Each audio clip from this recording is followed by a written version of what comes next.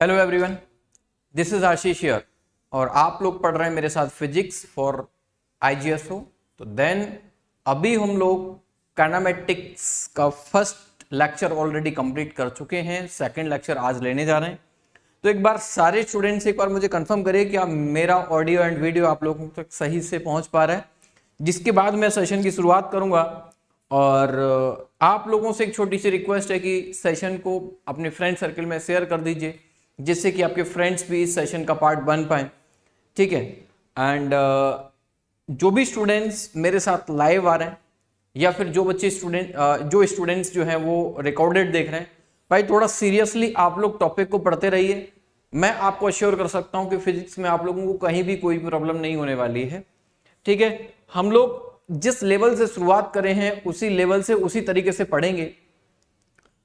वहीं एक पॉइंट मैं और आप लोगों के साथ बताना चाहूंगा कि देखिए, फिजिक्स में जो चीज मैं आप लोगों को पढ़ा रहा हूं वो मेरे तरीके से पढ़ते जाइएगा। कुछ नया आपको अगर मिल रहा है तो उसको मेरे तरीके से आप लोग पढ़ेंगे। ठीक है। जो चीज आपने पढ़ रखी है उसको थोड़ा साइड में रखेंगे, जो मैं पढ़ा रहा हूं उसको फॉलो करेंगे, और उसके बाद आप डिफरेंस देखेंगे जब चैप्टर आपका कंप्लीट होगा कि आपने कितना स्मार्टली अपना सिलेबस कंप्लीट किया और कहां आप लोगों ने कुछ बेटर सीखा और क्वेश्चंस को कितनी आप फास्टली सॉल्व कर पा रहे हो। तो ठीक है, तो मैं आपको उसी वे में पढ़ा रहा हूं जिस वे में आप लोगों को पढ़ना चाहिए। तो शुरुआत करेंगे अपने सेशन की, लेकिन थोड़ा वेट करते हैं।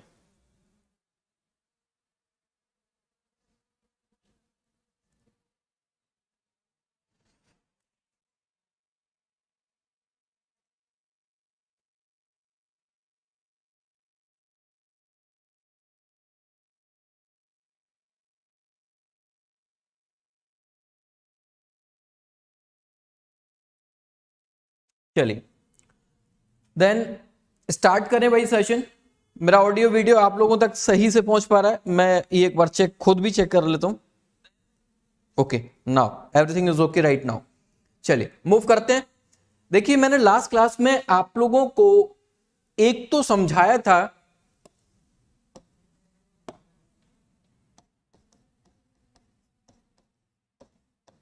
डिस्टेंस, और एक दूसरा पॉइंट समझाया था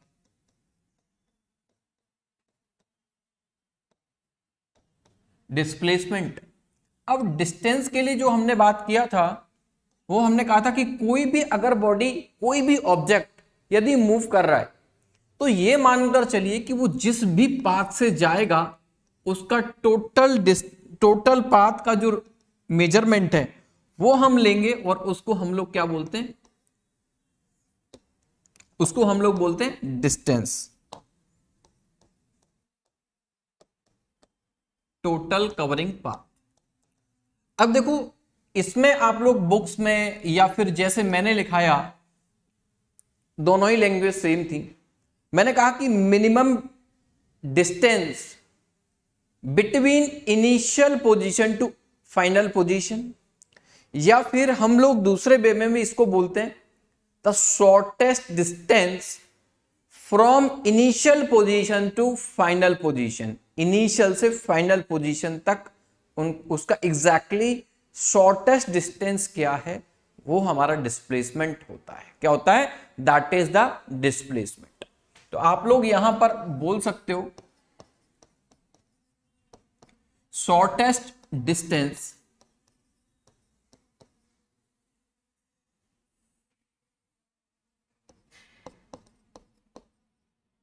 फ्रॉम इनिशियल टू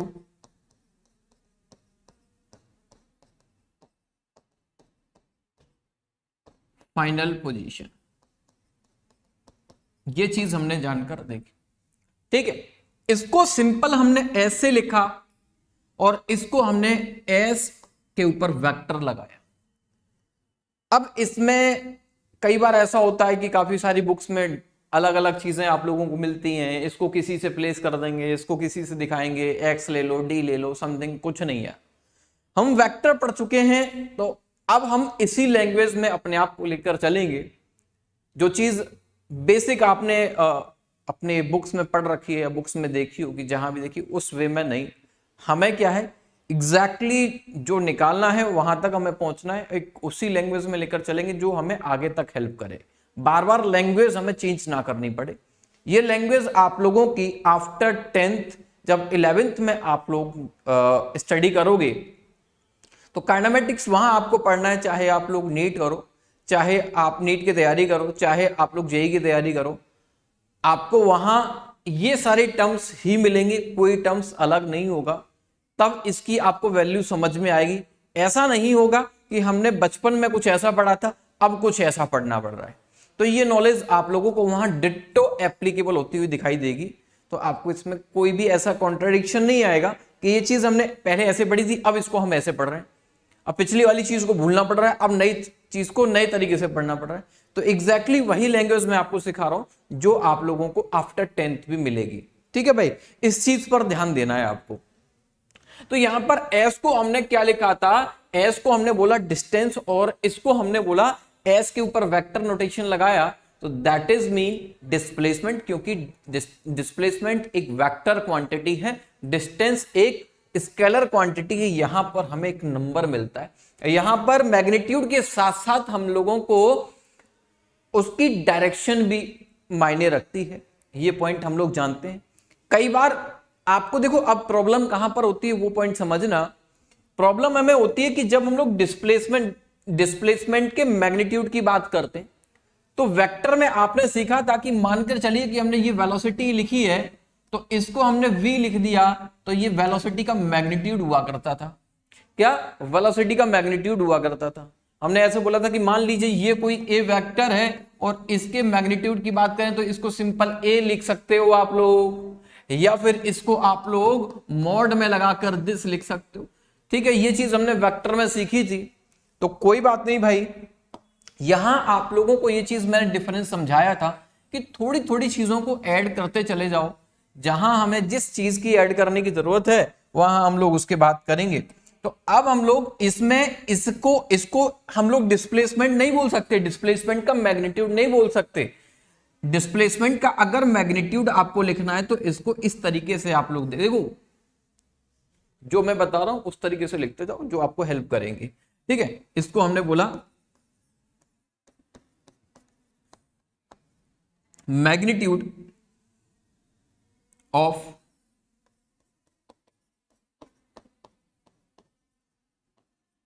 डिस्प्लेसमेंट। ठीक है भाई, तो इसके मैग्नीट्यूड ऑफ डिस्प्लेसमेंट को हम लोग कुछ ऐसे लिखते हैं। इसमें जो है आपने देखा कि पाथ जो होता है, जो भी जिस भी ट्रैक से मूव कर रहा है, जिस रास्ते से वो जा रहा है ऑब्जेक्ट, जिस रास्ते पर वो मूव कर रहा है, वो पाथ जो है वो मैटर करता है। लेकिन डिस्प्लेसमेंट में पाथ मैटर नहीं करता, इनिशियल और फाइनल पोजीशन मैटर करती है। According to that we will calculate the displacement only. ठीक है, तो ये इतनी सी बात थी, इसमें बहुत ज्यादा आप लोगों को परेशान होने की जरूरत नहीं है। मैंने जहां पर आपको ग्राफ से समझाना था उन चीजों को मैंने ग्राफ से समझा दिया है।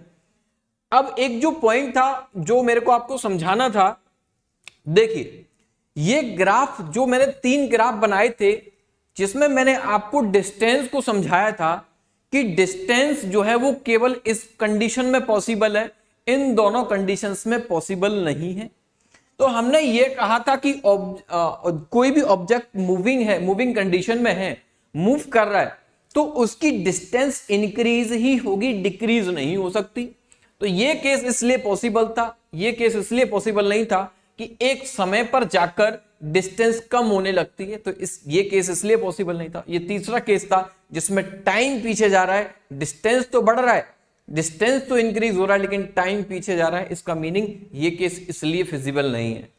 नेक्स्ट, अगर हम लोग इन्हीं तीनों ग्राफ को डिस्प्लेसमेंट के पॉइंट ऑफ व्यू से देखें, किसके पॉइंट ऑफ व्यू से, डिस्प्लेसमेंट के पॉइंट ऑफ व्यू से देखें, तो ये ग्राफ तो पॉसिबल है ही, इसमें कोई दो राय नहीं। लेकिन ये ग्राफ पॉसिबल है डिस्प्लेसमेंट में।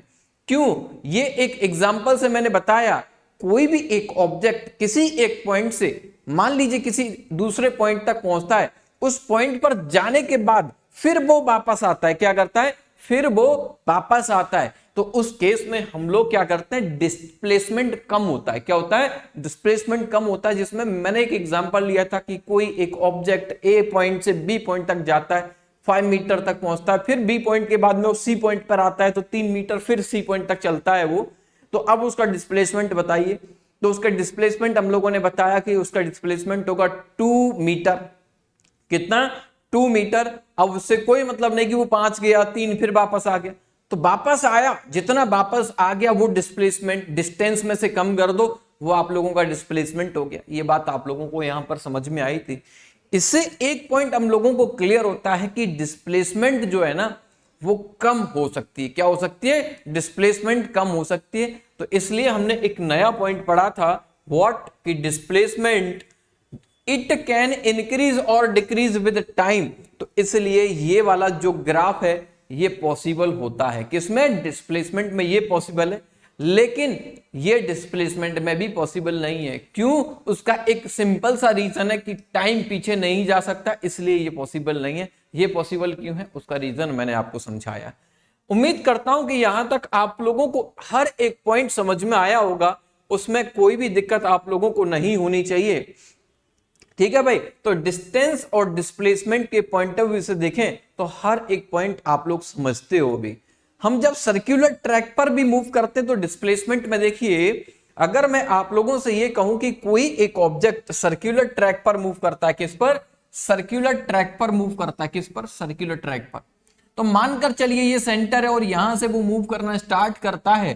तो अब देखिए, मानकर चलिए वो यहां तक पहुंचता है, तो ये जो आप लोग ये वाली जो डिस्टेंस है, कौन सी? ये वाली जो डिस्टेंस है ये डिस्प्लेसमेंट बनती है। ठीक है। वहीं हम लोग इसकी बात करें, यहां तक वो रीच करता है, तो ये ए से, ए पॉइंट से मानकर चलिए वो बी तक आ गया। तो इसमें एक्चुअल में जो डिस्टेंस होगी वो पाई आर होगी, ए से बी तक आने में पाई आर होगी। लेकिन डिस्प्लेसमेंट की बात करें तो ये डायमीटर के बराबर होती। क्या होती है? डायमीटर के बराबर होती है। ये पॉइंट आपको आना चाहिए।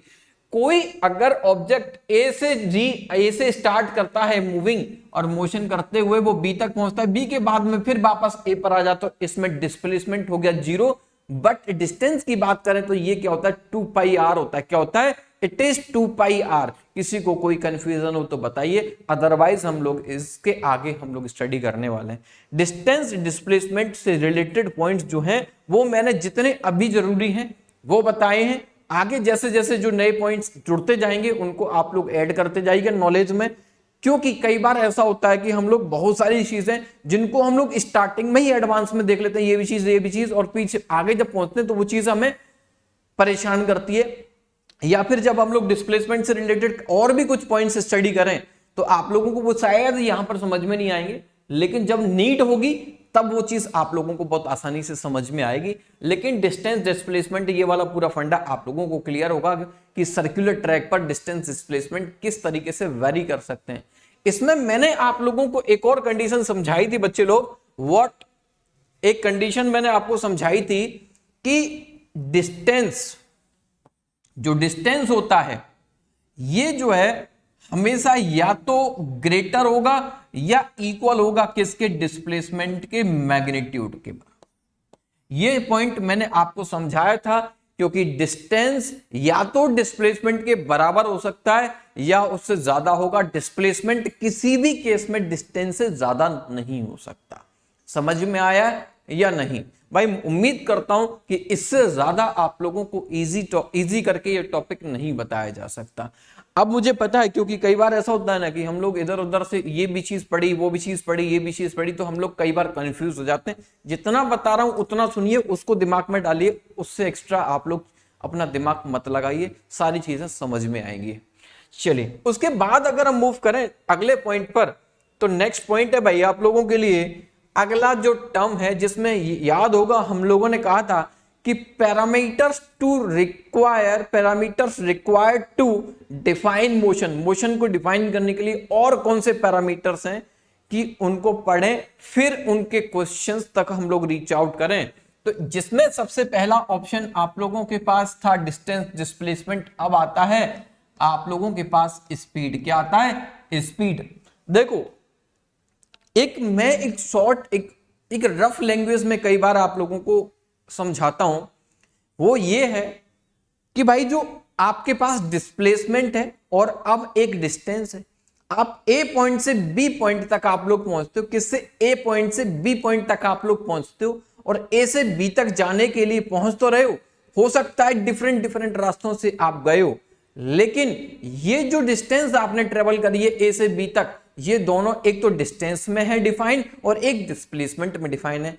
टोटल जो आपने रास्ता कवर किया है, जो भी आप रास्ता आपने पकड़ा, जो भी पाथ से आप गए हो, दैट इज द डिस्टेंस। और ए से बी तक एक स्ट्रेट लाइन अगर हम ड्रॉ कर दें तो दैट इज द डिस्प्लेसमेंट। अब देखो भाई, तो इनको जब हम लोग टाइम के साथ रेशियो लगाते हैं, इनको जब हम लोग टाइम के साथ रेशियो लगाते हैं, तो ये कोई एक नया टर्म आप लोगों को देते हैं। जैसे डिस्टेंस अगर डिस्टेंस अपॉन टाइम हम कर देते हैं, क्या डिस्टेंस अपॉन टाइम अगर हम लोग कर दें तो ये आप लोगों को स्पीड देता है, वहीं डिस्प्लेसमेंट अपॉन टाइम कर दें तो ये आप लोगों को वेलोसिटी देता है। तो ये दो नए पॉइंट आप लोगों को मिलते हैं। तो यहां हम लोग स्टार्ट कर रहे हैं स्पीड से। बहुत सारी ऐसी चीजें जो बेसिक हैं, जिनको मैं आप लोगों को लिखाऊंगा नहीं, जो यूजफुल पॉइंट्स हैं वही हम लोग डिस्कस करेंगे और समझाएंगे। लेकिन इतना मैं जानता हूं कि स्पीड में कोई भी पॉइंट ऐसा छोड़ूंगा नहीं जिससे आप लोगों को ये पॉइंट समझ में ना आए या फिर स्पीड आपको समझ में ना आए। चलिए भाई,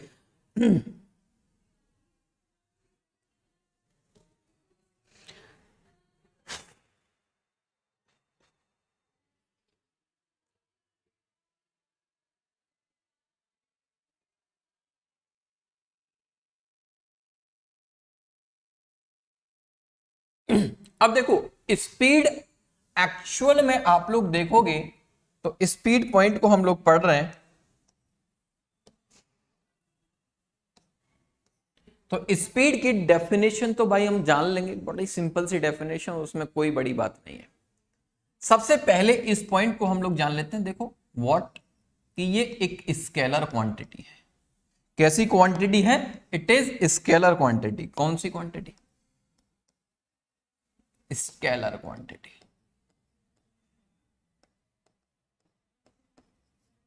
ठीक है भाई। अगला पॉइंट सिंपल है, इसकी एसआई यूनिट बहुत बच्चों वाले पॉइंट है, मीटर पर सेकंड होती है। सीजीएस यूनिट सेंटीमीटर पर सेकंड होता है। ये बहुत बेसिक बातें हैं। अब हम स्पीड की बात करें तो स्पीड को कितने टर्म्स में स्प्लिट किया जाता है वो पॉइंट देखना पड़ेगा। तो देखिए स्पीड को मैं हमेशा दो पॉइंट में डिवाइड करता हूं और दो पॉइंट एक अलग अलग तरीके से हैं। देखो भाई थोड़ा सा समझना इस बात को।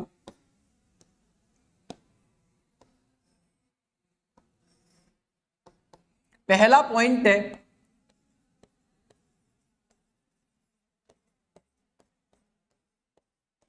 एवरेज स्पीड और दूसरा पॉइंट है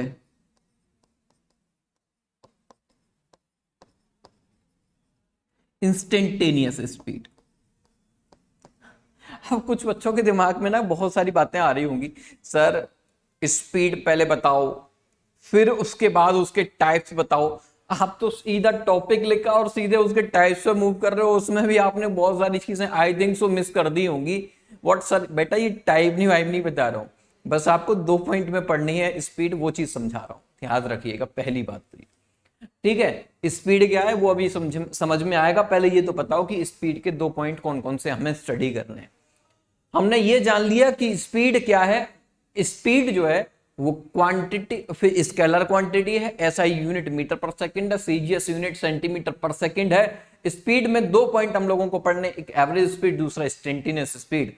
अभी कुछ बच्चों के दिमाग में एक क्वेश्चन आ रहा है, वो सर एक और पॉइंट होता है जिसको हम लोग यूनिफॉर्म स्पीड कहते हैं, वो आप नहीं बताओगे। उसके बाद एक और पॉइंट होता है, क्या आप उसको नहीं बताओगे? वो है नॉन यूनिफॉर्म स्पीड। भाई बता देंगे, कोई बड़ी बात नहीं है, उनको अलग पॉइंट्स में समझा देंगे। दो पॉइंट यहां पर हैं, उन दोनों पॉइंट्स को देखते हैं फर्स्ट ऑफ ऑल। ठीक है भाई, तो स्पीड एग्जैक्टली स्पीड क्या है वो पॉइंट को समझना है आप लोगों को। पहले एक छोटी सी एक डेफिनेशन लिख लीजिए, क्योंकि कई बार होता है कि हम लोगों को डेफिनेशन बहुत अच्छे से पता होगी तो हम लोग ज्यादा बेटरली समझते हैं, बट ऐसा कुछ है नहीं। The rate of change of position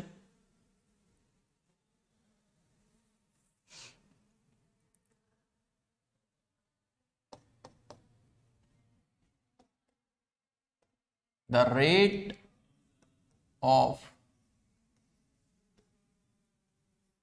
change of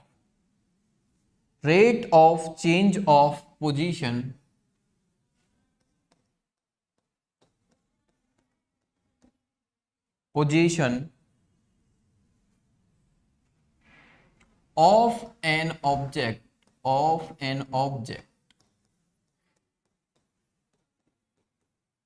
with time in any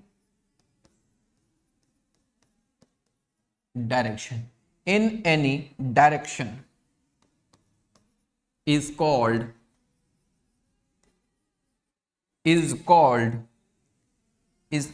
its speed.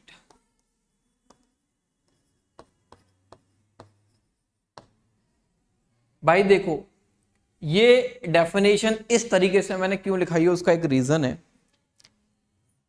क्योंकि आप लोगों को किसी भी डेफिनेशन को ऐसे याद ना करना पड़े कि अलग अलग रिलेशंस में याद कर रहे हो उनको, बट सिंपल है कि जो पोजीशन चेंज कर रहा है ऑब्जेक्ट, जो भी ऑब्जेक्ट अपनी पोजीशन चेंज कर रहा है with time in any direction, और वही क्या है, उसकी एग्जैक्टली स्पीड है। ये पॉइंट आप लोगों के दिमाग में आना चाहिए। क्या ये पॉइंट जो है वो आप लोगों के दिमाग में आना चाहिए,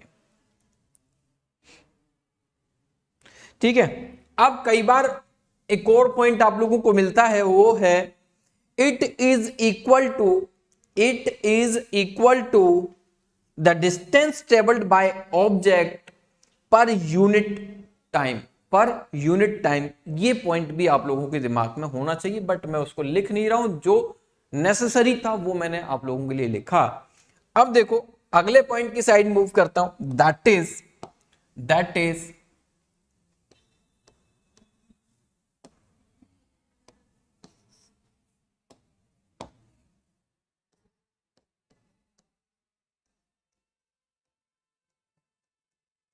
जो आपको पढ़ना है वो है एवरेज स्पीड।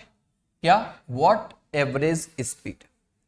अब एवरेज स्पीड को हम लोग क्या लिखते हैं वो पॉइंट समझ लेना।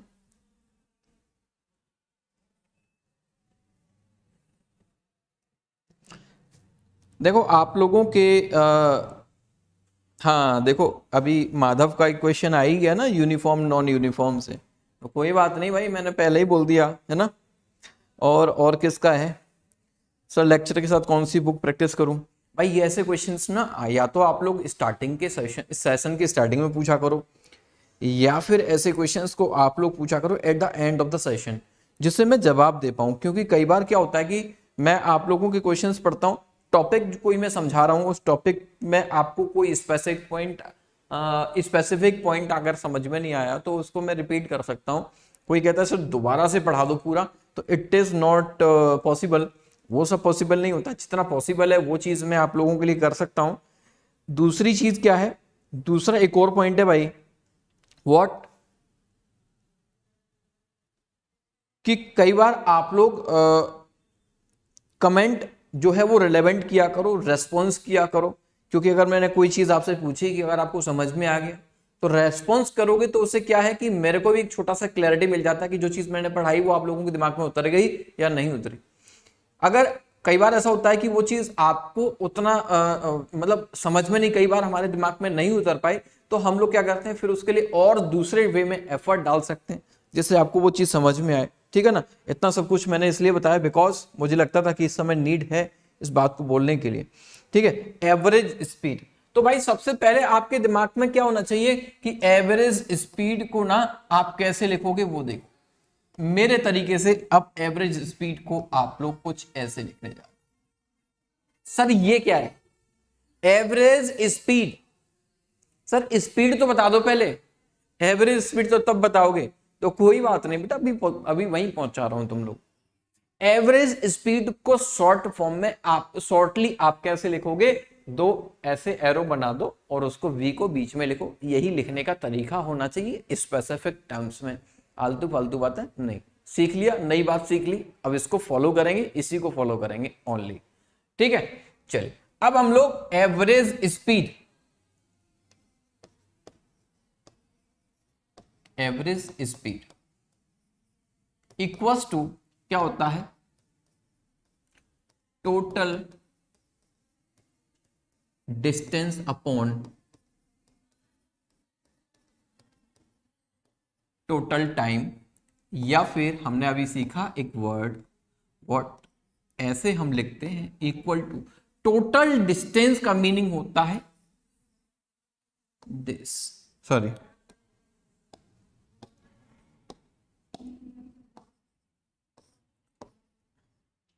ये चीज मैंने शायद आप लोगों को समझा रखी है कि ये डेल्टा साइन किसको, डेल्टा साइन जो है वो किसको शो करता है, डेल्टा साइन शो करता है चेंज को। कोई ऑब्जेक्ट ए से बी तक रीच किया, क्या ए से बी तक रीच किया, ए से बी तक पहुंचता है, क्या कोई भी ऑब्जेक्ट ए से बी तक, कोई भी ऑब्जेक्ट ए से बी तक पहुंचता है, तो यहां से इसकी पोजीशन से इस पोजीशन तक आने में, इस पोजीशन तक कितना टोटल ट्रेवल किया वो। सेकेंडली यहां पर डेल्टा टी यूज किया है, इसका मीनिंग सिंपल सा है भाई कि टोटल टाइम टेकन। अब एग्जैक्टली इसका मीनिंग क्या है वो हमें समझना पड़ेगा, क्योंकि हमने ये चीज पढ़ ली। अब इसको थोड़ा समझिए भाई, मानकर चलिए कोई एक ऑब्जेक्ट है, अब ए से ये बी पॉइंट तक पहुंचता है। अब बी तक पहुंचने के लिए अब ये रास्ता अपनाता है, वो क्या है, ये रास्ता वो अपनाता है, मानकर चलिए, समझना भाई लोग। और इस रास्ते से ए से बी तक ट्रेवल करने में मानकर चलिए कि वो टोटल जो डिस्टेंस चला वो 600 किलोमीटर चला। कितना, 600 किलोमीटर चला, मानकर चलिए कितना, 600 किलोमीटर। ओके, अब मानकर चलिए कि वो 600 किलोमीटर, जैसे आप लोग ये मानकर चलें जिस भी सिटी में आप रहते हो और किसी दूसरे सिटी तक आप जा रहे हो, जैसे मैं एक एग्जांपल लूं, मैं एग्जांपल लेता हूं कोटा से और मैं जाता हूं आगरा तक, क्या मैं जाता हूं कोटा से आगरा तक, तो देन एक पॉइंट मेरे को मिलता है कि मैं जाऊंगा बस से जाऊंगा। ऐसा तो हो नहीं सकता कि मैं कोटा से और आगरा तक मूव कर रहा हूं, आगरा तक मैं पहुंच रहा हूं। या फिर कोई और एग्जांपल ले लेते हैं कि हम लोग यहां पर हैं कोटा, यहां पर हम लोग पहुंचते हैं कानपुर, मानकर चलिए क्या कोटा टू कानपुर मूव करते हो। अब ऐसा तो कोई रास्ता है नहीं कि मैं बस में बैठा और सीधा उसने मेरे को कोटा से सीधा कानपुर उतारा, कोई भी ऐसा रास्ता भी है ही नहीं, है ना, क्योंकि नदी भी होंगी, नाले भी होंगे, खेत खलियान सब कुछ होगा। तो डेफिनेट सी बात है जो भी रास्ता वहां पर होगा उसी रास्ते को मेरे को फॉलो करना होगा, और जिस रास्ते से मैं जाऊंगा वो डिस्टेंस होगी, और डिस्टेंस को मैं क्या करूंगा, टोटल डिस्टेंस बोलूंगा कि कोटा टू कानपुर मूव करने के लिए जो भी डिस्टेंस ट्रेवल करिए वो बताइए भाई। तो कोटा से कानपुर तक रीच करने में मानकर चलिए 600 किलोमीटर चला, और इसमें जो टाइम लगा है ना, इसमें जो टाइम उसको लगा वो टाइम टेकिन, कितना टाइम टेकिन। मैंने स्टार्ट किया था भाई लोग, मैंने स्टार्ट किया मानकर चलिए 7 AM, कितना 7 AM, एंड किया मैंने सेम डे में, मानकर चलिए मैंने उसको 1 बजे तक मैं चल लिया, 7 से 1 बजे तक। तो अब मैं यहां पर क्या देखूंगा, इंटरवल देखूंगा कि भाई 7 बजे से 1 बजे तक कितना, तो मुझे जो मिल रहे हैं वो 6 आवर मिल रहे हैं। कितने मिल रहे हैं, तो टाइम टेकन मैंने बोला कि इट इज 6 आवर। कितने लगे, 6 आवर्स लगे। ठीक है भाई, तो अब मेरे पास में एक पॉइंट समझ में आया कि यहां पर एक तो मेरे को टोटल डिस्टेंस पता है, क्या पता है? टोटल डिस्टेंस पता है, दूसरा टाइम टेकन पता है। मैं आराम से क्या निकाल सकता हूं? मैं आराम से निकाल सकता हूं क्या? Average speed. क्या? Average speed. क्यों? क्योंकि मैं जानता हूं delta S by delta T होता है, दैट इज 600 डिवाइड बाई 6। इसका मीनिंग किलोमीटर पर आवर। अब ये 600 kilometre, sorry 100 kilometre per our का मीनिंग क्या है एग्जैक्टली कि मानकर चलिए कि मैं इस पॉइंट से इस पॉइंट तक रीच कर रहा हूं, जिस भी बस से गया, कार से गया, तो क्या ये पॉसिबल था कि मैं कॉन्टिन्यूसली 100 किलोमीटर पर आवर से मेरी गाड़ी चली होगी? क्या ये फिजिबल है कि मेरी गाड़ी जब मैंने स्टार्ट किया और स्टार्ट से एंड तक 100 पे फिक्स कर दिया?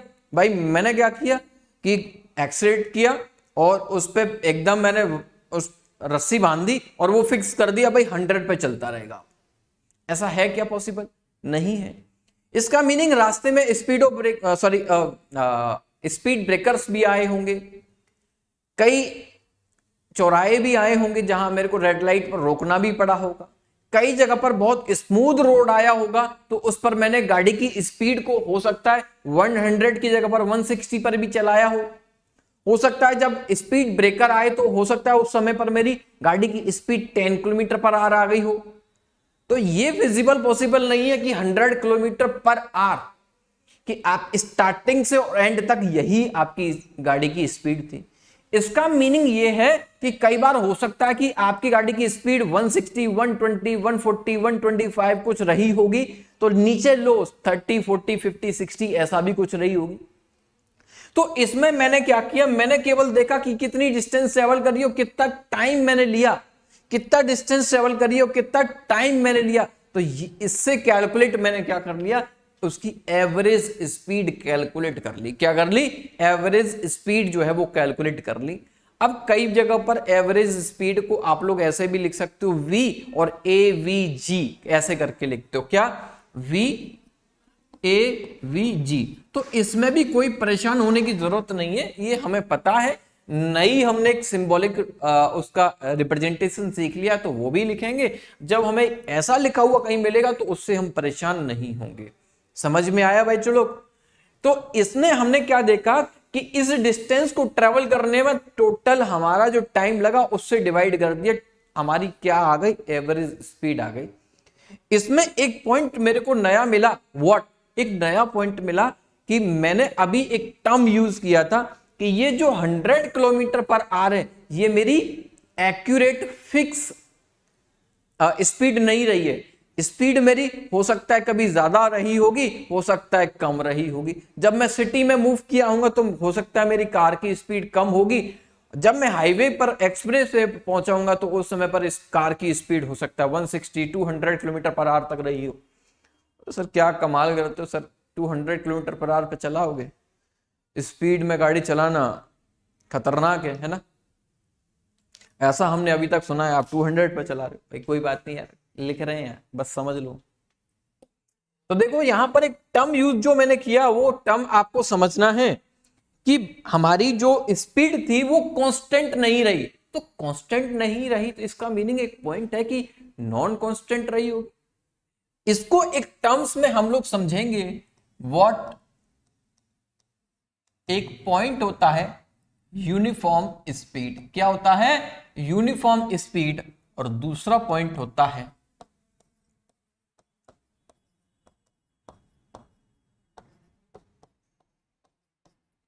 क्या? इन दोनों पॉइंट से आप पहले से वाकिफ हैं? अगर वाकिफ हैं तो बहुत अच्छी बात है, नहीं है तो आज से वाकिफ हो जाओ। देखो हम क्या करते हैं, मानकर चलिए कोई ए पॉइंट से बी तक, बी के बाद सी तक, फिर इसके बाद डी पॉइंट तक। मानकर चलिए कोई ए पॉइंट यहां से चला बी पॉइंट, बी से सी पहुंचा, सी से डी पहुंचा।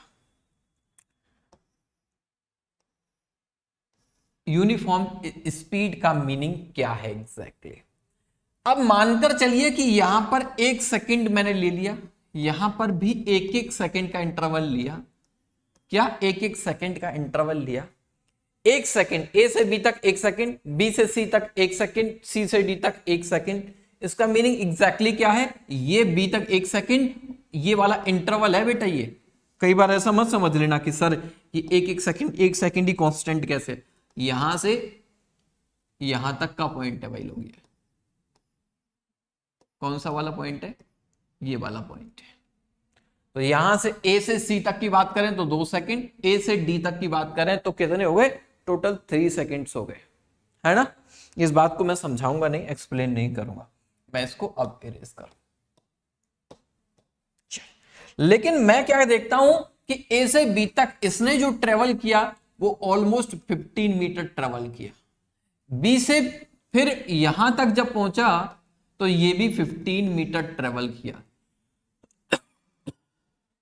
ये भी जो ट्रेवलिंग उसने किया, ये भी कितना किया, 15 मीटर किया। क्या किया, 15 मीटर। तो कितना, 15 मीटर ट्रेवल करता है। तो मेरे को एक पॉइंट यहां पर मिला कि इक्वल टाइम में, इक्वल इंटरवल ऑफ टाइम में इक्वल डिस्टेंस कवर कर रहा है। इसका मीनिंग सिंपल है कि इसको हम लोग कहते हैं यूनिफॉर्म स्पीड, और दूसरे टर्म्स में आप कहते हो कांस्टेंट स्पीड। जैसे सपोज करिए यहां पर स्पीड क्या हो गई, 15 मीटर पर सेकेंड, यहां पर क्या हो गई, 15 मीटर पर सेकेंड। इस डिस्टेंस से इस डिस्टेंस पर ट्रेवल करने के लिए क्या हो गई, 15 मीटर पर सेकेंड। कैसे कैलकुलेट किया, distance upon time, distance upon time, distance upon time लगाया। यहां से यहां तक पहुंचने में 1 सेकंड लगा, 15 मीटर, 15 अपॉन टाइम लगाया, दिस अपॉन दिस लगाया, दिस अपॉन दिस कर दिया, 15 मीटर पर सेकंड। इसका मीनिंग क्या है, ए से बी तक पहुंचने में, बी से सी तक पहुंचने में, सी से डी तक पहुंचने में एग्जैक्टली जो स्पीड है वो 15 मीटर पर सेकंड। इसमें कोई वेरिएशन नहीं आ रहा, कोई भी वेरिएशन नहीं आ रहा। इक्वल इंटरवल ऑफ टाइम में इक्वल डिस्टेंस कवर कर रहा है, that is meaning, that's mean कि यूनिफॉर्म स्पीड है। क्या है, दैट इज यूनिफॉर्म स्पीड। अब हम लोग मूव करते हैं नॉन यूनिफॉर्म स्पीड पर, और इसको एक दूसरे टर्म्स में भी जानते हो, क्या, वेरिएबल स्पीड। क्या, वेरिएबल स्पीड। अब देखो नॉन यूनिफॉर्म से खुद भी आप लोग समझ चुके हो कि ये कांस्टेंट है, तो ये दूसरी क्या होगी, वेरिएबल हो ही जाएगी। वेरिएबल का मीनिंग होता है वेरी करना, according to the condition, according to point change होना। सेम कंडीशन में यहां पर ले लेता हूं, ए से बी, बी से सी और सी से डी तक। डिट्टो मैं कोई अलग कंडीशन आपके लिए क्रिएट नहीं कर रहा हूं, सी और डी। यहां पर 1 सेकेंड, यहां पर भी 1 सेकेंड, यहां भी 1 सेकेंड।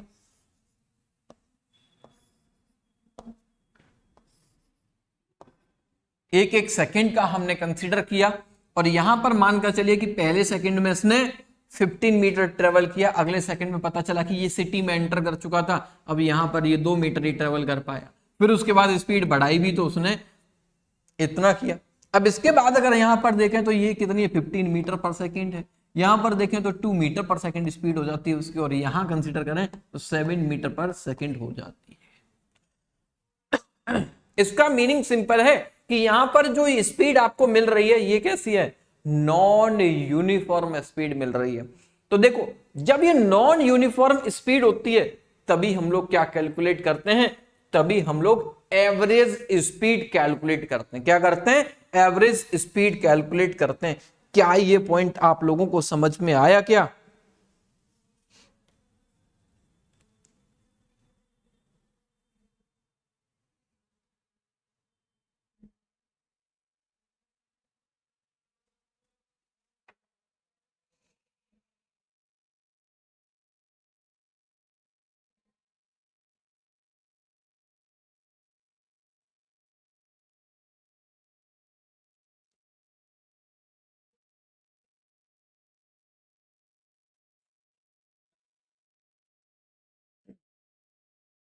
किसी का कोई डाउट है क्या, बोलो।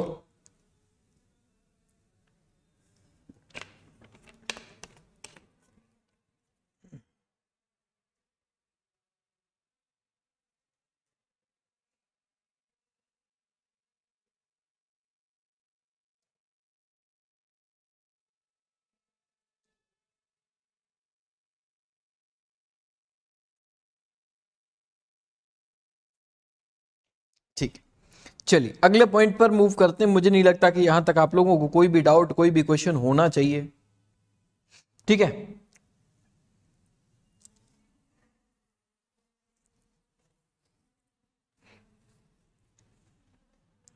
अब देखो, जैसे मैंने एक कंडीशन आपको समझाई थी, उस कंडीशन को और एप्लीकेबल कर लेते हैं। मान से ए से बी तक, बी से सी तक, सी से डी तक, ए पॉइंट, बी पॉइंट, सी और इट इज डी। ठीक है, अब यहां से डिस्टेंस कवर करता है वो S1, यहां से डिस्टेंस करता है S2, यहां से करता है डिस्टेंस S3। ये जो टाइम है वो T1 लगता है, ये जो टाइम है T2 लगता है, ये जो टाइम है वो T3 लगता है। क्या लगता है? T1, T2, T3 लगता है। तो इसमें आप लोग जब भी, मैंने आपको क्या बताया, बड़ा सिंपल टर्म्स में बताया कि टोटल डिस्टेंस लगाओ। क्या लगाओ? हमने टोटल डिस्टेंस लगानी है। टोटल डिस्टेंस का मीनिंग क्या होता है? S1, S2, S3 तीनों को ऐड कर लो, तीनों को ऐड कर लो। अब यहां पर क्या लगा दो? T1 plus T2 plus T3 लगा दो। अब देखिए, कई बार ऐसा होता है हमारे पास कि ये टर्म्स में एस हमें दे देता है, एस तो देता है, लेकिन टाइम देने की बजाय वो S1 डिस्टेंस को कवर करने के लिए वो क्या दे देता है? V1, V2, V3 इस तरीके से आप लोगों को दे देता है। वो क्या दे देता है? स्पीड दे देता है कि स्पीड, यानी कि अब उसने मानकर चलिए V1 दे दिया, V2 दे दिया और ये दे दिया आपको V3। टाइम को गायब कर दिया और फिर आपसे पूछ रहा है एवरेज स्पीड बताओ। तो इस केस में बच्चे लोग क्या करते हैं? वो डायरेक्टली, उनके दिमाग में कुछ नहीं आता, स्पीड दे रखी है, तीनों को ऐड करेंगे, 3 से डिवाइड कर देंगे। सबसे पहली गलती करते हैं बच्चे लोग।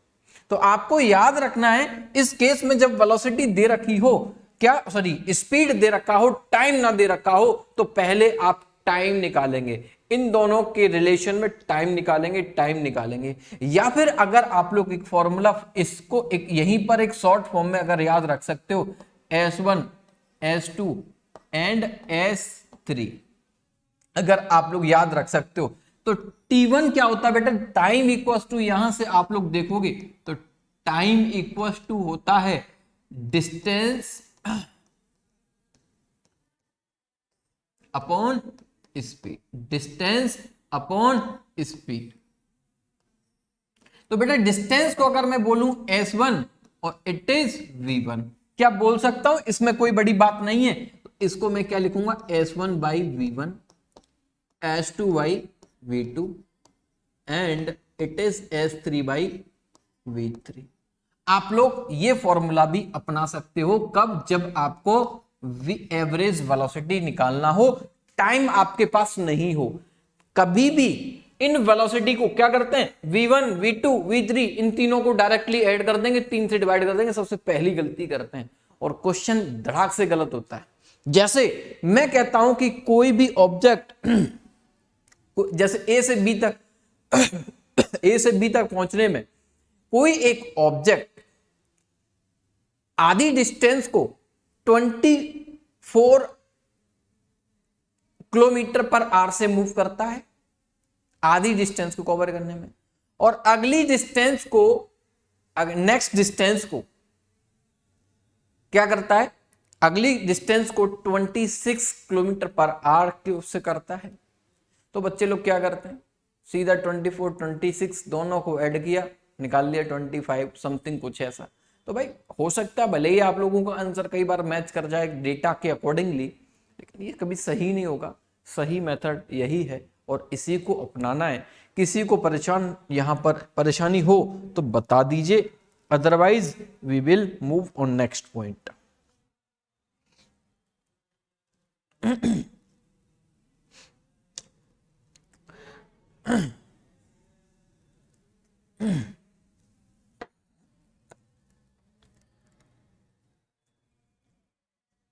भाई देखो, अगर कुछ दिव्यान, अगर आपका कोई डाउट है, देखो समझिए, सिंपल सा पॉइंट है।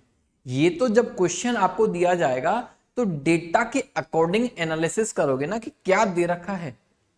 आपको थोड़ी ना, अगर मैं आपसे बोलता हूं कि आपको अपने घर से और स्कूल जाना है, तो जो मैंने बोला है उसी कंडीशन को या फिर उसी सिचुएशन को लेकर तो चलोगे आप। ऐसा थोड़ी ना कि मैंने बोला कि भाई आपको घर से स्कूल जाना है और आपने समझ लिया कुछ कि भाई नहीं मूवी देखने जाना है, ऐसा हो जाएगा क्या? तो जो डेटा क्वेश्चन प्रोवाइड करेगा उसी के अकॉर्डिंगली आपको नेक्स्ट पॉइंट पर पहुंचना होता है। बड़ा सिंपल है। चलिए, तो अब हम लोग मूव करते हैं अगले पॉइंट की साइड, जहां पर हम लोग देखने वाले हैं अभी व्हाट, क्या अगला पॉइंट व्हाट, इंस्टेंटेनियस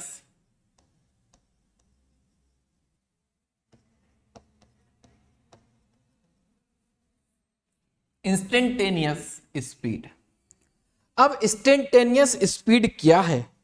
मुझे बहुत बिलीव है कि आप लोग इस वर्ड को बहुत जल्दी से समझ पाओगे यदि मैं इसको आपके साथ फेमिलियर कर दूं। देखो, इंस्टेंटेनियस, इसको सीधे से आप लोग क्या एक पॉइंट से समझ सकते हो? इंस्टेंट, इंस्टेंट मतलब at any moment, at a particular time, किसी एक पल के लिए बात की जाए। इंस्टेंटेनियस, किसी छोटे से मोमेंट की बात की जाए, वो मोमेंट बहुत छोटा होगा। कैसे होगा वो मैं समझाऊंगा, इंतजार करिए। जैसे आप लोगों को इंस्टेंटेनियस स्पीड की बात करें तो इंस्टेंटेनियस स्पीड को थोड़ा सा समझना बहुत आसानी से समझ पाओगे। पहले वर्डिंग लिखिएगा, it is rate of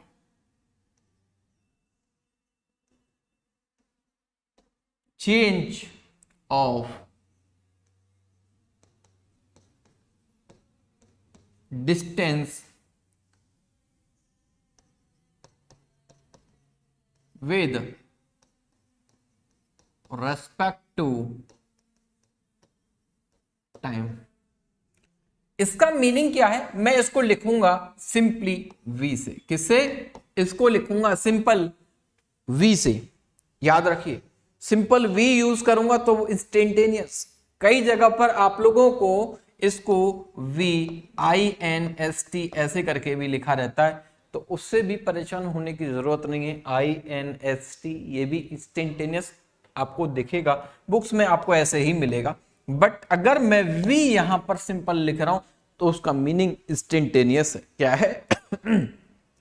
V instantaneous है। अब थोड़ा समझना भाई, जैसे इंस्टेंटेनियस एग्जैक्टली है क्या, वो पॉइंट समझना है आपको। आप कार चला रहे हो और मैं आपको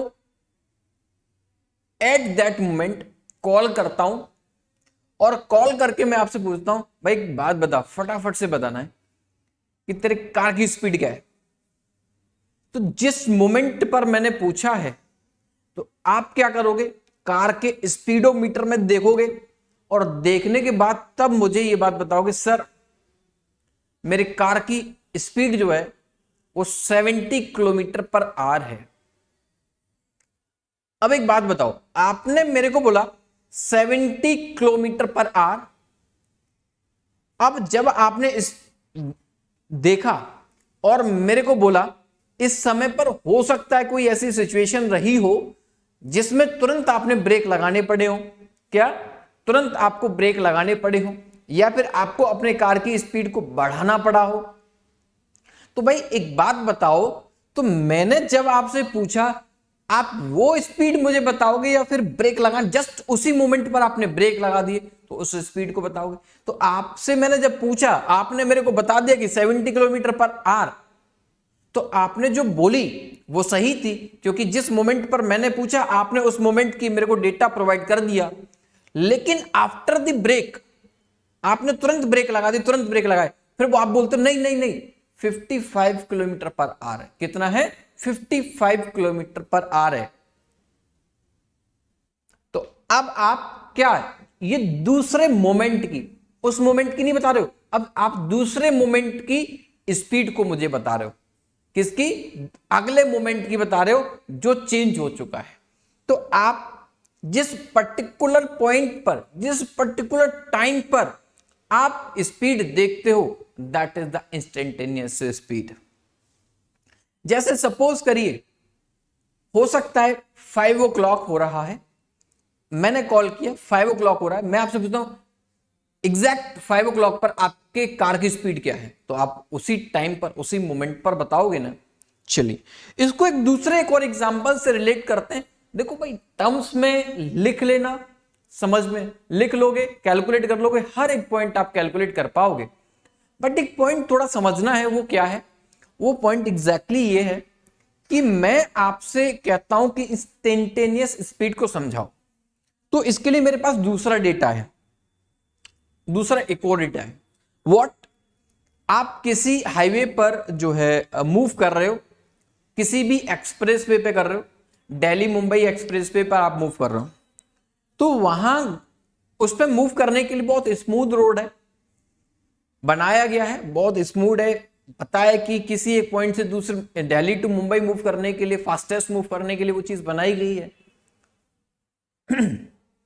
तो और जब वहां पर क्राउडेड भी नहीं है, तो आपकी गाड़ी में जितना स्पीड होती है आप उतने स्पीड से मूव करना चाहते हो भाई, फास्ट एंड फ्यूरियस आप बनना चाहते हो उस समय पर। लेकिन वहां एक बोर्ड लगे हुए हैं, एग्जैक्टली मानकर चलिए कुछ एक बोर्ड लगे हुए हैं जिसमें लिखा हुआ है speed limit 120 kilometre per our, 120 kilometre per our. अब 120 किलोमीटर पर आवर ये स्पीड लिमिट लगी है, बट आप तो रूल्स कहां मानने वाले। आपने क्या किया, अपनी गाड़ी की स्पीड को 120 लिमिट को क्रॉस करके 170, 150, 140 जो भी मन किया वो कर दिया। आपने उसी स्पीड से मेंटेन करते हुए चलते चले जा रहे हो। अब एग्जैक्टली क्या हुआ कि आफ्टर सम डिस्टेंस मानकर चलिए कि कोई भी वहां पर ट्रैफिक पुलिस की गाड़ी खड़ी हुई है और उनके पास एक पॉइंट होता है कि वो एग्जैक्टली कोई भी गाड़ी आ रही है तो वो एक लॉन्ग डिस्टेंस से भी कौन गाड़ी किस स्पीड से मूव कर रही है वो उसका डेटा निकाल लेते हैं। या फिर ये मानकर चलिए कि एक्सप्रेसवे पर जगह जगह जो है वो कैमरा लगे हैं, इस जिससे कि आपकी स्पीड को कैलकुलेट किया जा रहा है। एक पर्टिकुलर मोमेंट पर आपको जैसे ही कैमरा दिखा, आपकी गाड़ी की स्पीड थी 150 किलोमीटर पर आवर और वो 120 की लिमिट पर लाने के लिए तुरंत आपने ब्रेक लगाए, बट कैमरा ने डिटेक्ट कर ली आपकी कौन सी वाली, आपको लगा कैमरा आया लेकिन आपने स्पीड करी कम, लेकिन कैमरा ऑलरेडी आपकी डिटेक्ट कर चुका था क्या, स्पीड कितनी, मानकर चलिए 150 किलोमीटर पर आवर। अब क्या होगा, तो एग्जैक्ट उस मोमेंट पर आपकी गाड़ी की स्पीड क्या थी उसके बेसिस पर वो क्या करेगा, आपकी गाड़ी का चालान करेगा, ना कि वो ये देखेगा कि इसने स्पीड को कम कर लिया, तो जो उसके पास डेटा आया वो कर लिया। अब कई बार ऐसा होता है वन टाइम मेरे साथ भी ऐसा हुआ कि लिमिट जो है वहां पर लगी हुई है 90 किलोमीटर पर आवर की और मेरी गाड़ी की स्पीड जो 92 या 91, 93 ऐसे कुछ रही हो, तो उस कैलकुलेशंस पर भी कई बार चालान होते हैं। चाहे आप थोड़ी मिस्टेक करो चाहे बहुत बड़ी मिस्टेक करो, आपको चालान मिलेगा ही मिलेगा। तो ये इंस्टेंटेनियस स्पीड को समझने के लिए मैंने आपको डेटा प्रोवाइड कराया और इस डेटा को आप लोगों को क्या करना है, अपने इस पॉइंट के साथ कनेक्ट कर लेना है, क्योंकि ये आपको समझाने में काफी चीजों को हेल्प करेगा। ठीक है, तो इसका मीनिंग क्या है, आप लोग, आई होप आप लोग यहां तक कोई दिक्कत तो नहीं भाई, आप सभी को आगे बढ़ेंगे। चलिए, तो अब इसमें हम लोग क्या करते हैं, इंस्टेंटेनियस स्पीड को v से हम लोग लिख सकते हैं, लेकिन इसको हम लोग क्या कहते हैं बेटा, delta S upon delta T. Delta किसको शो कर रहा है, चेंज को शो कर रहा है। डेल्टा किसको शो कर रहा है, चेंज को शो कर रहा है। और चेंज कैसा होता है ये आप लोग जानते हो, बड़ा डिफरेंस जो आपको दिखाई देता है। लेकिन इस बार मैं कह रहा हूं कि भाई देखो, जो टाइम है ना वो टाइम बहुत छोटा है। बोले सर कितना छोटा, तो कोई बात नहीं सर, 0.0000001 सेकेंड, जितना आप सोच सकते हो ना उसके सामने एक और जीरो लगा के 1 लगा लो, यानी कि time tends to zero, proper zero नहीं, time tends to zero, proper zero नहीं, लेकिन जीरो से थोड़ा सा बड़ा, थोड़ा सा बड़ा। तो उस डिफरेंस के लिए बात की जाए तो हम लोग क्या करते हैं, टाइम टेंस टू जीरो, ये लिखते हैं। क्या लिखते हैं, ये कंडीशन आप लोग हमेशा लिखोगे कि इंस्टेंटेनियस स्पीड क्या है। मैं उम्मीद करता हूं जो भी बच्चे इसको पढ़े, पहले से भी पढ़ रखे होंगे, तो आपको समझ में आएगा बाय दिस पॉइंट। बट कई बार क्या होता है, सर ये लिमिट क्या, LIM क्या है, लिमिट, इसका मीनिंग है लिमिट, कि टाइम की जो लिमिट है ना, टाइम जो आपको लेना है वो टेंडिंग टू जीरो, जीरो से थोड़ा सा बड़ा, बस जीरो नहीं, टुवार्डिंग, मतलब टेंडिंग टू जीरो, जीरो होने वाला हो या फिर जीरो से हल्का सा बड़ा हो, बस वो।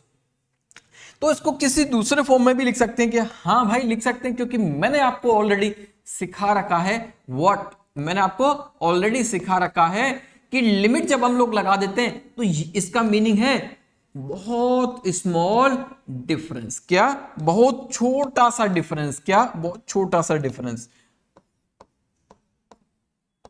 और इसको आप लोग ऑलरेडी डिफरेंशिएशन में सीख चुके हो, बोलो ना, सभी ने सीखा है, क्लियर। अब देखो, टेंडिंग टुवर्ड्स जीरो। अब हमें एक पॉइंट यहां पर मेंशन करेंगे और लिखेंगे कि जो आपकी गाड़ी में स्पीडोमीटर होता है ना, जो स्पीडोमीटर होता है वो क्या दिखाता है, स्पीडोमीटर मेजर करता है आपकी इंस्टेंटेनियस स्पीड को। क्यों, क्योंकि आप जब गाड़ी को 90 किलोमीटर पर आवर पे चला रहे हो, कितने पर, 90 किलोमीटर पर आवर पे चला रहे हो, तो डेफिनेट सी बात है उसके बाद आप ब्रेक लगाओगे तो तुरंत चेंज करेगा, फिर ब्रेक लगाओगे चेंज करेगा, एक्सलेरेट करोगे उसको तो फिर वो चेंज करेगा। तो एट पर्टिकुलर मोमेंट पर, जो एट पर्टिकुलर मोमेंट पर उस आपकी गाड़ी की स्पीड क्या है उसको स्पीडोमीटर बताता है। स्पीडोमीटर कभी भी आप लोगों को एवरेज स्पीड नहीं बताता भाई, वो हम कैलकुलेट करते हैं। Speedometer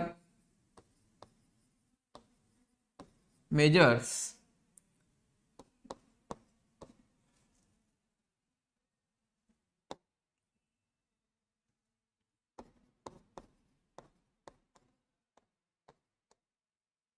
instantaneous speed.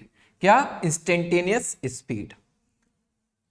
ठीक है, ये इंपॉर्टेंट पॉइंट है, इसको आप लोग हमेशा याद रखेंगे अपने साथ। उम्मीद करता हूं यहां तक ऐसा कोई भी पॉइंट नहीं होगा जो आप लोगों को समझ में ना आया हो। ठीक है, एक एक पॉइंट आपको अभी यहां से समझ में आया क्या, एक बार ये कंफर्म कर दीजिए, जिससे कि हम लोग आगे मूव कर पाएंगे।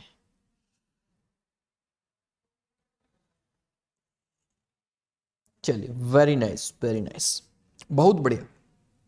तो स्पीड में क्या इतना ही पढ़ना है, हाँ इतना ही पढ़ना है, चिंता ना करो, क्वेश्चंस भी करा दूंगा, लेकिन आज क्वेश्चन नहीं, आज वेलोसिटी और पढ़ लीजिए। जितनी मेहनत हम लोगों ने स्पीड को समझने में करी उतनी जरूरत हमें वेलोसिटी में नहीं पड़ेगी, क्योंकि अब हमारा बेस बन चुका है, हम समझ चुके हैं। अब वेलोसिटी को समझने में बहुत दिक्कत नहीं होने वाली।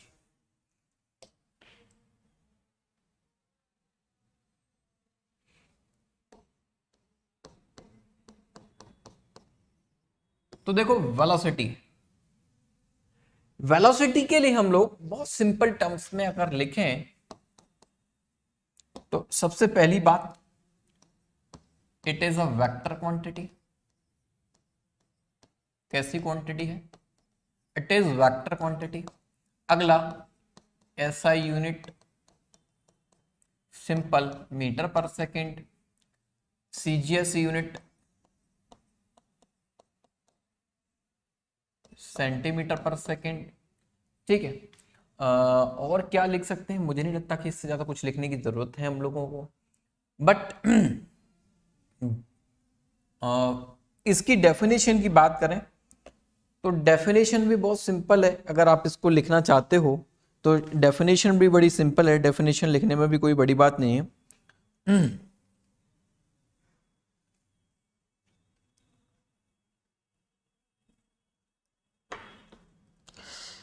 सर इट shows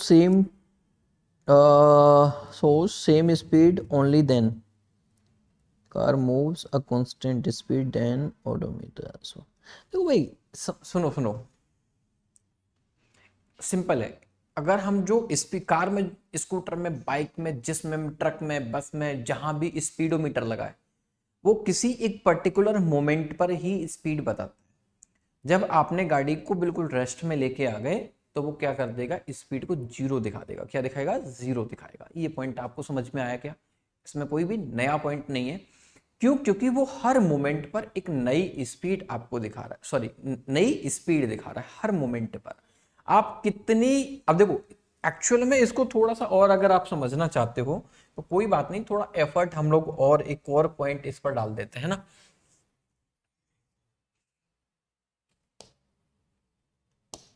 क्लियर करते हैं इसको, फिर लिखते हैं। देखो समझिए इसका मीनिंग क्या है एग्जैक्टली। मैं यहां पर एक थोड़ा सा और आपको समझा देता हूं। देखो 90 किलोमीटर पर आवर। अब मैंने यहां पर लिखा, किसी की स्पीड लिख दी। क्या लिखी मैंने स्पीड लिखी किसी की, किसी भी एक पॉइंट की। कौन सी स्पीड लिखी? इंस्टेंटेनियस स्पीड लिखी 90 किलोमीटर पर आवर। इसका मीनिंग क्या है? इसका मीनिंग यह है कि अगर मैं 1 आवर तक मूव करता हूं, कोई भी ऑब्जेक्ट 1 आवर तक मूव करता है, तो उस केस में वो कितनी डिस्टेंस कवर करेगा? वो कवर करेगा कितनी? वो कवर करेगा कवर 90 किलोमीटर। कितनी कवर करेगा? 90 किलोमीटर। कितना? 90 किलोमीटर। इसको और छोटे टर्म्स में तोड़ा जाए तो ये समझो, जैसे 90 किलोमीटर है, इसको आप मीटर पर सेकंड में कन्वर्ट करना चाहते हो। सर 90 किलोमीटर, सर मैं 1 घंटे चलना ही नहीं चाहता, मैं 1 घंटे चलना ही नहीं चाहता, मुझे छोटा और डेटा छोटा बताओ। कोई बात नहीं, हमने क्या किया, 5/18 से डिवाइड किया। अब इसको हम लोग करते हैं, तो इसको हमने लिखा इट इज 25 मीटर पर सेकेंड। अगर हमने इसको 18.5 मीटर पर सेकेंड, हाँ, इसका मीनिंग क्या है? इसका मीनिंग क्या मिला कि हम 1 सेकंड में कोई भी एक ऑब्जेक्ट कितना मूव करेगा, मूव्स करेगा कितना, और मूव करने के बाद कवर करेगा कितनी? 25 मीटर। सर हम इतना भी नहीं करना चाहते। क्या हम इतना भी नहीं करना चाहते? तो मैं फिर इस जगह पर क्या करता हूं आपसे, मैं कहता हूं भाई अब क्या करो, अब इस टाइम को ना, अब 1 सेकंड की जगह पर 0.1 सेकंड कर दो। कितना कर दो? हम तो बस जस्ट 0.1 सेकंड मूव करना चाहते हैं। क्या करना चाहते हैं? 0.1 सेकंड मूव करना चाहते हैं। तो इस केस में आप क्या बोलोगे? सर 2.5 मीटर इतनी डिस्टेंस कवर करेगा। अगर मैं आपसे कहता हूं सर 0.01 सेकंड कोई मूव करना चाहता है, देन 0.25 मीटर। ठीक है, इसका मीनिंग क्या है? 25 सेंटीमीटर। इसको और छोटा करना चाहते हो और छोटा कर लो। लेकिन अब देखो इसका मीनिंग क्या है, अब ये क्या है, किसी एक पर्टिकुलर मोमेंट पर जो स्पीड थी वो है, लेकिन इस स्पीड से अगर आप कंटिन्यूअसली 1 घंटे तक चलते रहते तो 90 किलोमीटर 90 किलोमीटर आप लोग कवर कर लेते। यदि आप लोग बोले सर 1 घंटे नहीं चलना चाहते, हम 1 सेकंड ही चलना चाहते हैं, तो 1 सेकंड तक कोई ऑब्जेक्ट इस स्पीड से मूव करता तो देन वो 25 मीटर कवर करता 1 सेकंड में। यदि सर 1 सेकंड में नहीं करना चाहते, हम 0.1 सेकंड हम लोग कवर चलना चाहते हैं, 0.1 सेकंड में इतना मूव करना, मतलब इतना मूव कर लेते, इस स्पीड से कंटिन्यूअसली चला जाता। तब समझ गए? अगर हम लोग इसकी इंस्टेंटेनियस स्पीड की बात करें तो इसको और छोटे टर्म्स में बोला जाए, और छोटे टर्म्स में, तो भाई कोई बात नहीं, हम इसको बोले कि सर 0.00000 और 01। अब देखो 6 जीरो मैंने और लगा दी, इसके सामने 6 जीरोस और लगाई। बोले सर इतने सेकंड मूव करना चाहता हूं, यानी कि ये इंस्टेंटेनियस किसी पर्टिकुलर मोमेंट पर। अब इसमें उसने कितनी 0.0000025 इतने, भाई इतना। सोचो ये कुछ भी नहीं है, भले ही कुछ भी नहीं है, इससे कोई मतलब नहीं, डेटा है। समझ गए? बस।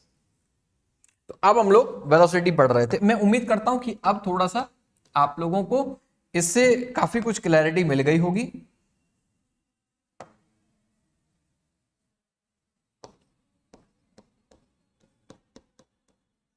तो वेलोसिटी जब हम पढ़ रहे थे तो हमने इसमें लिखा ये कैसे यूनिट है? ये वेक्टर फिजिक्स, सॉरी यूनिट नहीं, वेक्टर क्वांटिटी है। कैसी है? वेक्टर क्वांटिटी है। इसके अलावा इसकी एसआई यूनिट की बात करें, एसआई यूनिट की बात करें मीटर पर सेकंड है। वहीं सीजीएस यूनिट की बात करें सेंटीमीटर पर सेकंड है। उसके बाद हम लोग अगले पॉइंट पर मूव करें,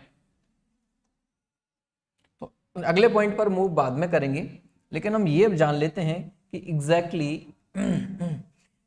इसकी डेफिनेशन क्या होती है। तो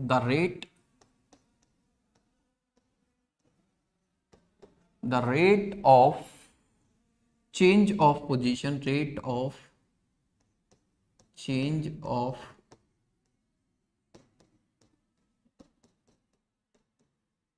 position of an object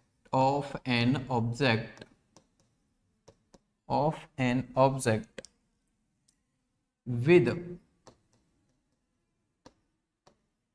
respect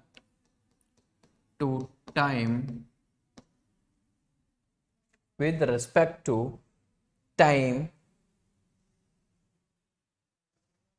in a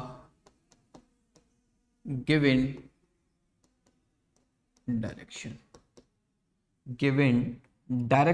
is called velocity, is called its velocity। तो इतना पॉइंट लिखिए। इसके बाद हम लोग अगले पॉइंट की साइड मूव करेंगे। बहुत शानदार सा पॉइंट है जिसको बड़ी आसानी से समझ जाओगे आप लोग, कोई दिक्कत नहीं। आज कुछ के लिए कुछ होमवर्क भाई, होमवर्क के लिए थोड़ा सा इंतजार करो बस।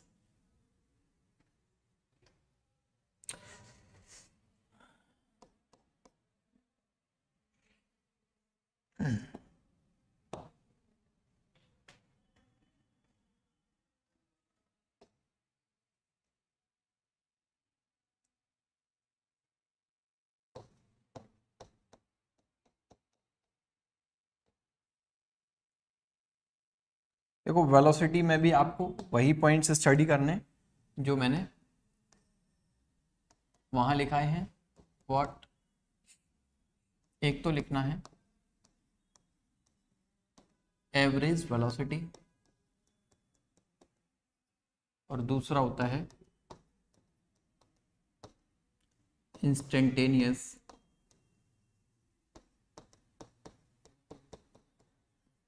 वेलोसिटी। एवरेज वेलोसिटी की बात करें तो इसको अब मैं थोड़ा सा अलग वे में लिखूंगा, सेम एज इट इज जैसे वहां लिखा वही चीज मैं यहां यूज करना चाहता हूं। सॉरी,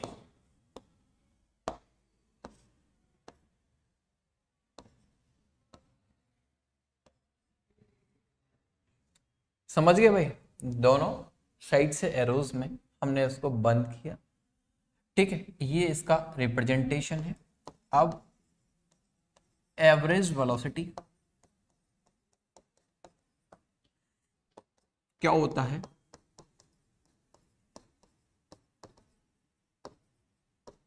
डिस्प्लेसमेंट अपॉन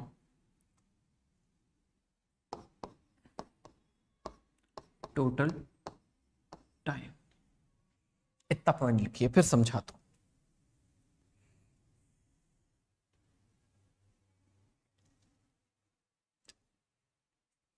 वेक्टर की ईएलपी प्रोवाइड कर देंगे भाई, ठीक है।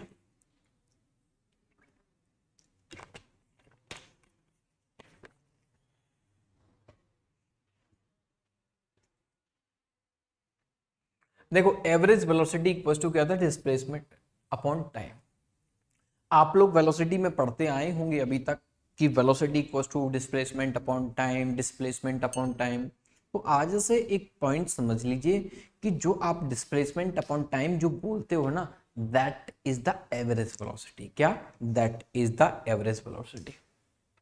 एवरेज v को v से ही लिख रहा हूं, v के ऊपर एरो लगा दिया मैंने, इसका मतलब वेक्टर क्वांटिटी बन गई, और इसको एरोज में बंद किया। दिस इज का मीनिंग, इसका मतलब मीनिंग है एवरेज वेलोसिटी। क्या? एवरेज वेलोसिटी, क्योंकि वेक्टर पढ़ चुके हो, ये एफर्ट आपको आना चाहिए, इसमें कोई प्रॉब्लम आपको साथ नहीं होनी चाहिए। ठीक है, तो ये आप लोगों को समझ में आया कि displacement upon the total time जो होता है वो क्या है? एवरेज वेलोसिटी है। अब मानकर चलिए मैं आपसे इस जगह पर इस क्वेश्चन में अगर मैं वापस आप लोगों को ले जाऊं, कौन से वाले पॉइंट पर वापस ले जाऊं कि ये जो ए से बी तक जो मूव किया था, ये यहां से यहां तक की जो डिस्टेंस है ये है 400 किलोमीटर। कितनी है? 400 किलोमीटर। तो एक बात बताओ, ये 400 किलोमीटर जो है ये क्या है? डिस्प्लेसमेंट। क्या है? ये डिस्प्लेसमेंट। तो अब देखो यहां से यहां तक पहुंचने में इसने 6 घंटे लिए, डेटा वही पिक करूंगा, लेकिन इसकी कोटा से कानपुर मानकर चलिए कि 400 है। कितनी है? 400 किलोमीटर है। तो अब इस 400 किलोमीटर के बेसिस पर मैं बोलता हूं कि डिस्प्लेसमेंट जो है वो मेरे पास कितना है? डिस्प्लेसमेंट जो है कितना है? 400 किलोमीटर। कितना? 400 किलोमीटर। और टोटल टाइम जो पहुंचने में उसको लगा, क्या? टोटल टाइम जो उसको पहुंचने में लगा वो कितना था? 6 आवर्स था। जब 6 आवर्स था तो आप लोग आराम से बोल सकते हो व्हाट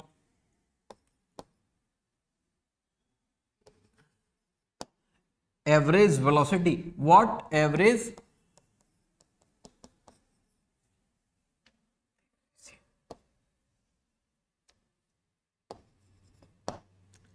एवरेज वेलोसिटी। तो total distance total displacement 400, time कितना लगा? इतना। इसको अगर मैं करता हूं convert, it is 80 kilometre per hour. ओहो ओहो, अब देखो कितना बड़ा डिफरेंस मिला। यानी कि आप कोटा से कानपुर गए, बाय रोड गए, कार से चलाई, बहुत स्पीड से चलाई थी आप लोगों ने, और उसकी एवरेज जो स्पीड निकल के आ रही थी, आपने देखा कि एवरेज स्पीड जो है वो 100 किलोमीटर पर आवर निकल के आई। लेकिन जब वेलोसिटी की बात करी तो भैया पहले हमने तो 160 किलोमीटर पर आवर तक अपनी कार को दौड़ाया था, लेकिन ये तो एवरेज वेलोसिटी कितना निकल के आया? पहले एवरेज वेलोसिटी कम आ गया, एवरेज वेलोसिटी 140, 150, 160 तक हमने गाड़ी चलाई, लेकिन एवरेज स्पीड देखी तो एवरेज स्पीड आई 100। फिर उसके बाद हमने एवरेज वेलोसिटी निकाला तो भैया वो और कम आ गया। ये क्या चक्कर है? तो इसका मीनिंग ये है कि कोटा से कानपुर की डायरेक्ट डिस्टेंस हमने कैलकुलेट कर ली, शॉर्टेस्ट डिस्टेंस कैलकुलेट करी, और जितना टाइम वहां तक पहुंचने में लगा उससे हमने डिवाइड कर दिया, और ये हमारा क्या निकल के आ गया? ये हमारा निकल के आया एवरेज वेलोसिटी। क्या निकल के आया? Average velocity. भाई पॉइंट समझ में आया क्या? तो चलिए ये डेटा था, इसको एग्जांपल के तौर पर आप लिख लीजिए, इसमें आगे मैं ऐड कराऊंगा जो चीज ऐड कराने वाली है।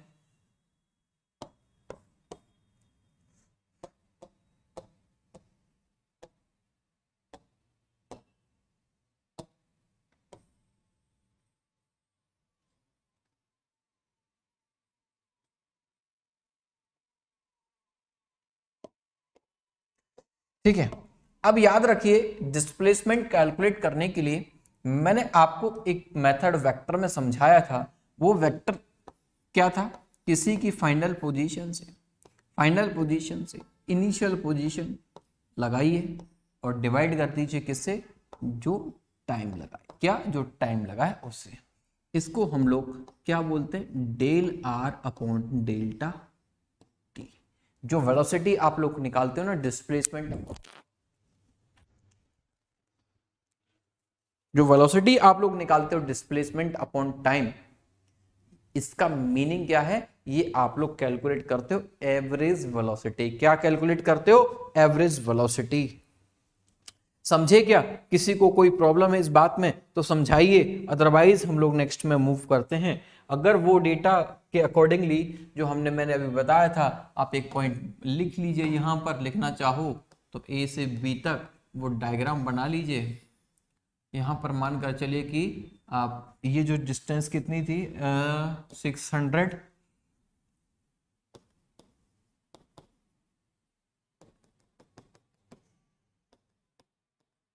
400 किलोमीटर,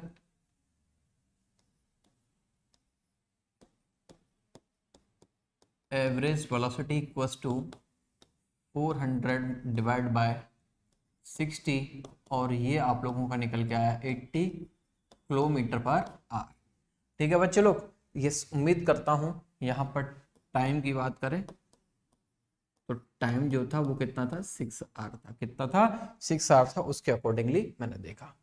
अब देखो सर, आप बोल रहे हो कि वेलोसिटी की बात तो आप कर रहे हो, लेकिन हमें एक पॉइंट जानना है कि जो वेलोसिटी है उसमें आपने मैग्नीट्यूड निकाल लिया, लेकिन ये मैग्नीट्यूड निकालने के बाद अगर इसकी डायरेक्शन की बात की जाए तो डायरेक्शन क्या होगी वो बताइए। तो डायरेक्शन के लिए एक पॉइंट आपको लिखना है,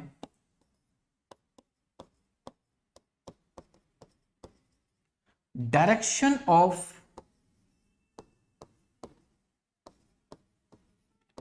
average velocity, direction of average velocity is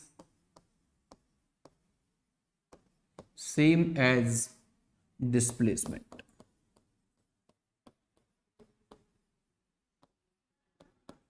same as displacement. तो इट इज इंपॉर्टेंट पॉइंट। एक पॉइंट और है जो इससे भी ज्यादा इंपॉर्टेंट है। देखो, ये जो साइन लगाया इसके साथ, इसमें मैंने v लिखा, इसका मीनिंग क्या है? इसका मीनिंग आप बोल रहे हैं, आपका बोलना क्या रहेगा कि सर ये आपने लिखी है एवरेज स्पीड। क्या लिखी है? ये लिखी है आपने एवरेज स्पीड। तो एवरेज स्पीड लिखी है, ये मैग्नीट्यूड ऑफ वेलोसिटी मत बोल देना, ये बात मैंने पहले भी समझाई है।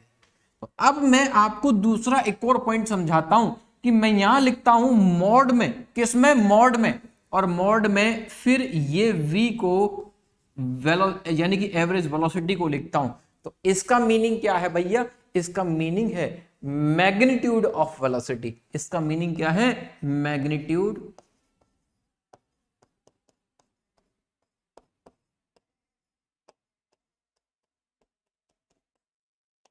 इसका मीनिंग है मैग्नीट्यूड ऑफ वेलोसिटी। एग्जैक्टली समझ में आया क्या?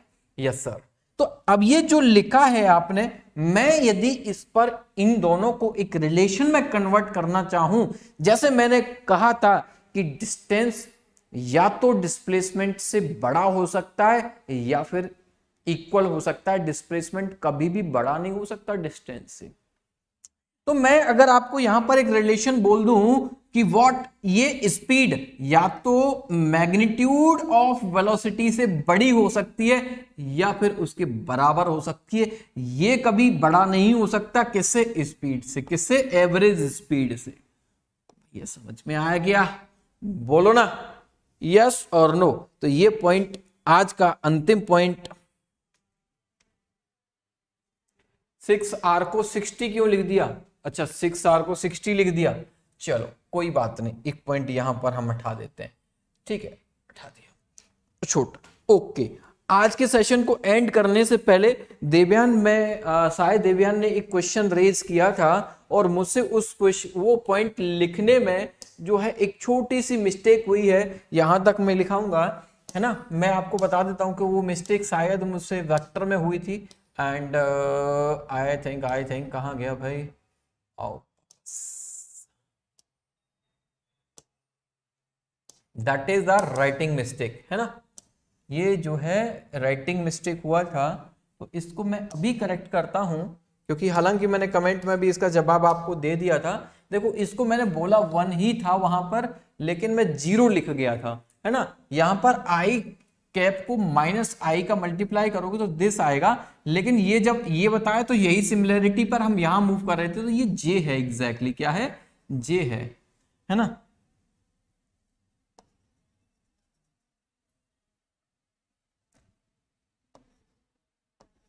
व्हाट? -j। और ये क्या है? एग्जैक्टली k है।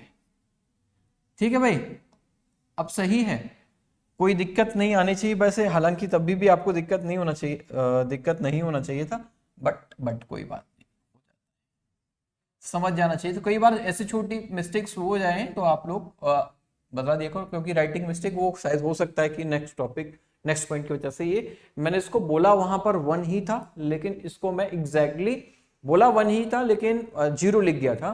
तो आपको ये चीज याद रखनी है ना, और यहां आप लोगों को ये चीज याद रखनी है। मैं इसको और करेक्ट कर देता हूं।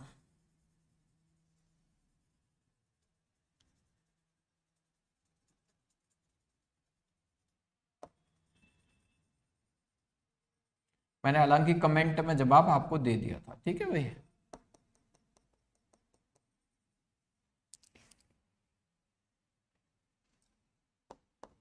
-j -k, clear.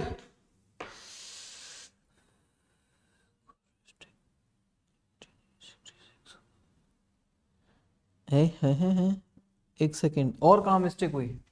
Calculation mistake हो गई क्या? अभी रुको, एक सेकेंड रुक जाओ।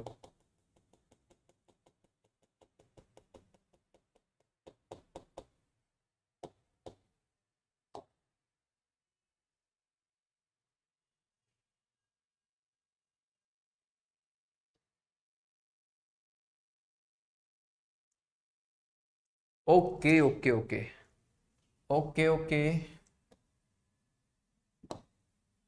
एक काम कर लो, बहुत स्मार्ट गेम आता है मुझे।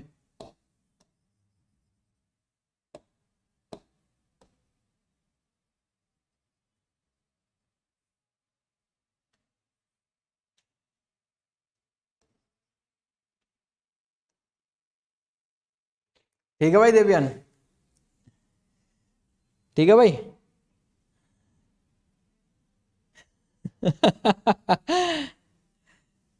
ठीक है भाई, समझ में आ गया।